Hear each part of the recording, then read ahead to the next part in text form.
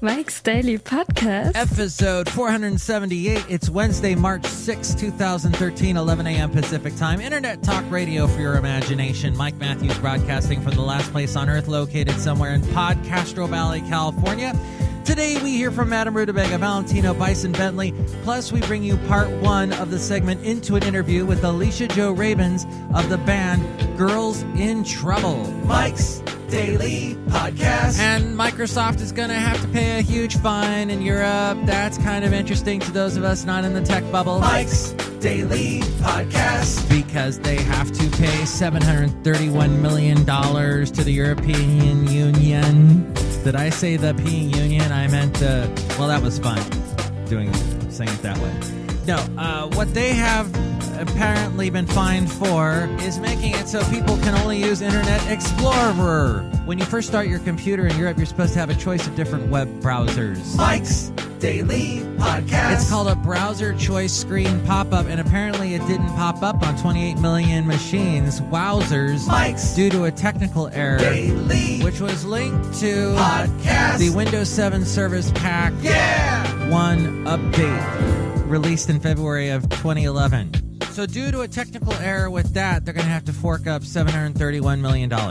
After this, they will have paid $2.2 billion euros in fines. Google's also had their problems with the EU. The EU is not scared to impose strict fines to make sure companies comply with them, like this rule that Microsoft was supposed to put a choice of what browser they would like to use. Because over there, Opera is used a lot. They have Opera, we have Firefox, Chrome. Isn't Ubuntu one of them for the Linux ones? Really, I have zero knowledge about computers, but since we all use them, I find news like this fascinating. Look who just walked in. Hello, Michael Masters. This is Madame Rootabega. What was that? Tiny bubbles. Okay. Michael Masters, I don't like the Windows 7. I prefer Vista. Oh, okay. Why do you bring that up? Because Windows 7 has that technical flaw that caused it to have the problems on the European computers. Ooh! And you think Vista would not have created those problems? No, Michael Matthew. Ubuntu wouldn't have done it either. Quite possibly you are correct. Oh, look who else just walked in. Hello there, Mike. This is Valentino barking that thing. And this is Bison Bentley. Do you know that? All right, you guys. It's great to have you here. Hopefully you guys haven't been fined lately like Microsoft has. Yeah, getting fined in euros is like really bad because the euros, they look, like it's this much, but in dollars, it's that much. Okay, so when he said this much, the hand was lower to the ground, but that much, he put his hand way up. In fact, through the roof, as a matter of fact. Yeah, whoops, really sorry about that day. Why was all that crap up there? I'm not sure. We really need to clean the attic out sometimes. Do you know that? Yes, we should here at the last place on Earth, madam. Yesterday happened to be the first Tuesday of the month, and the first Tuesday of the month, San Francisco museums do free days. So you can go in and see all these museums for free. I went to the Modern Art Museum of San Francisco. It's quite nice. Michael Matthew, did you see anything that was fascinating? There was this one exhibit which included several pictures from South Africa from like the 50s and 60s, all black and white. It was pretty cool. Got to see how that turbulent culture was through photographs. And then there was this really technical guy that did these drawings, I think, for Star Wars. I forget who his name was. Michael Matthew, museums tell us a lot about the world and about our own lives. Mike, when I go into a museum, I like to check out the paintings of the naked people there. Yeah, I like that kind of culture. Do you know that? See, well, no, that's the thing. That's the thing. People that go to museums, everybody gets something different out of the experience. Even if that particular person would have been more suited to, let's say, go to a strip club than a museum, they still get something out of it. Michael Matthew, did I mention that I like Vista? Yeah, I'm sure Bill Gates will be happy to hear that. But if you find you're happy that Microsoft got fined a lot of money by the EU, or if you think the EU should take their fines and shove them up their streusel, like that doesn't make any sense. Or if you think that free museum days kick butt, you can email me, mikesdailypodcast@gmail.com. We read your emails on the segment Emails from Email. Also email me there if you'd like to be a guest on the show or if you'd like to sponsor the show, mikesdailypodcast@gmail.com. And we have the website, mikesdailypodcast.com. Go there to check out where our link is in iTunes to listen to the show in iTunes. And if you listen to us there, make sure to subscribe to us there as well as rank this show. And you can comment on the show as well on iTunes. And you can talk about how many times I say the word as well.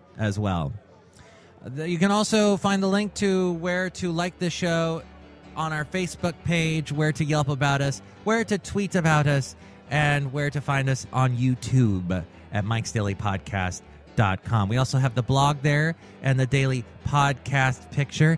And you can help us make some money by searching the cool deals that are now on Amazon. We have a special window to that with the deal of the day. Click on that, and by gosh, Mike's Daily Podcast makes money from that. And you can also show your appreciation through a donation, link to that as well on mikesdailypodcast.com. Into an interview. Hello? Alicia Jo Rabins? Mike? It's Mike from Mike's Daily Podcast. Hi, Mike from Mike's Daily Podcast. How's it going? Good. And I should say Alicia Jo Rabins from Girls in Trouble. Yeah. And your many other bands and incarnations. Yeah. Well, Alicia, thank you for talking to me. I know you have a baby nearby. It's my pleasure. Yeah, we may hear some squeaks. So this would be a new baby? Well, no, actually, they might be more like loud squeaks. Because she's 10 and a half months, so it depends how you define new. So she's like getting pretty big, but still kind of a baby. Wow. And yeah. What is her name? Her name is Sylvia. Sylvia. And we call her Sylvie. Is she singing at all yet? Oh, actually, yes. Really? Yeah, this crazy thing happened where I was working on a new song, and it had this part that went do do do do do do, and so it was like a really distinctive, weird like interval. And the next day, and this was like a month ago, the next day, I heard her crawling around going do do do do do. Whoa! And at first I thought like, oh, it's just a fluke, but then she kept doing it, and then I realized she was like actually singing that song. So it's pretty awesome. You should record that and make that like a little prelude before the song type thing. It's true, I should. I love it when people do that on their albums. That's a really good idea. I might totally steal that idea. Go for it. It's all yours. All right. I think Kenny Loggins did it on Conviction of the Heart. Oh, boy. I don't know why I remembered that. Like, I'm a huge Kenny Loggins fan. I'm sorry to admit, Alicia Jo Rabins. I have no problem with that. Oh. I don't know that song, but I'm going to write it down. Well, it was like his kind of his environmental anti-greenhouse effect song. Oh, nice. Which came out like in the early 90s. And then he sued Garth Brooks because he kind of stole the chord progression for his song Standing Outside the Fire. Did he successfully sue Garth Brooks? I think they might have settled out of court. But boy, did I just go on a weird tangent. I just know that for some reason that popped into my head when we talked about that. All right. That's awesome. So tell me, Alicia, how did you get started on your musical quest?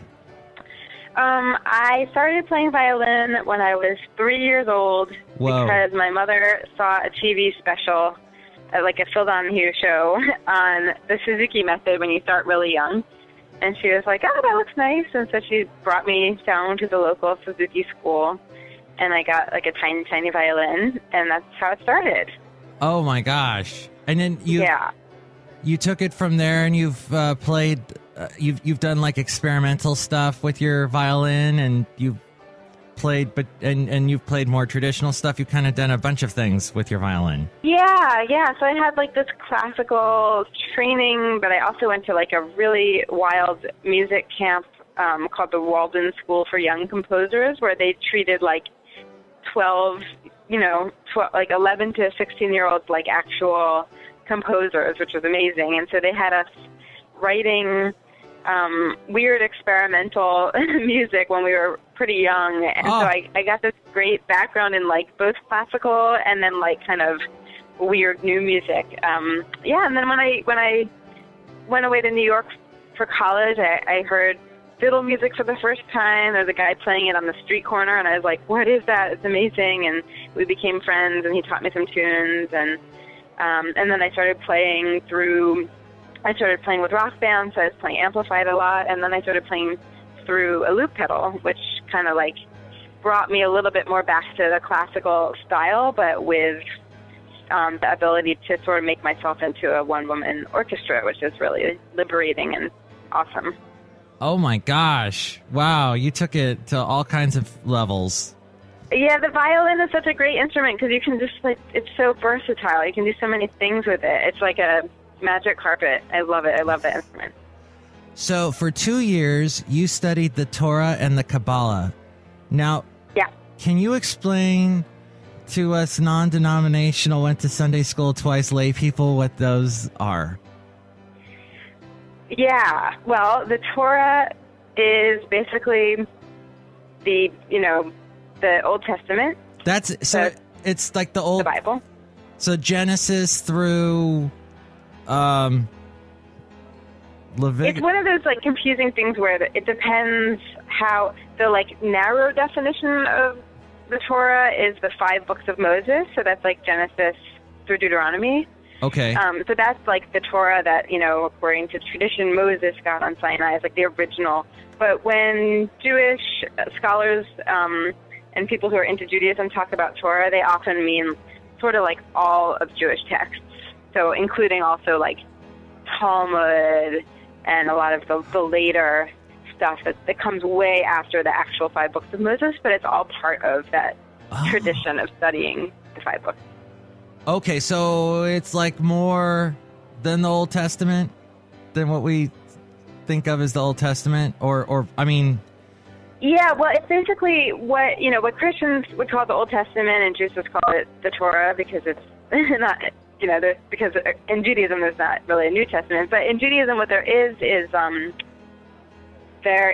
this really deep tradition of interpreting the Torah, so like studying it and coming up with new ideas about it and trying to figure out like what it could mean on the deepest levels and how it applies to life. And so that's part of studying Torah, is studying the commentary on the Torah. That's sort of like unpacking it and analyzing it. So that's a lot of what I was doing. Wow. It's really fun. Wow, it sounds fascinating. And then, what was that movie, Pi, where they're unlocking the numbers? I didn't see that. Oh, boy, that's cool. That kind of, you just reminded me of that for some reason. I remember actually seeing a preview and being like, this sounds just like Torah. So, yes, I think you're right. And that director, I can't think of his name, but he's done some other movies that really aren't about anything to do with that. The Wrestler, I think he did with Mickey Rourke later, but... okay, so then, can you? I'm sorry. I forgive me for my ignorance, but what really is Kabbalah about then? Okay, so first of all, no apologies. But Kabbalah is it is the mystical tradition of Judaism. So basically, every religion has its kind of like applied practical branch of like the laws of eating and the ethics and stuff like that, and then most religions also have a sort of mystical branch that's like talking about like the other realms and like the sort of unseen, the way the unseen powers move in the world. And so there's Christian mysticism and there's Sufi mysticism in Islam, And in Jewish mysticism, it's called Kabbalah. Oh, okay. So it's sort of it's the way of looking at the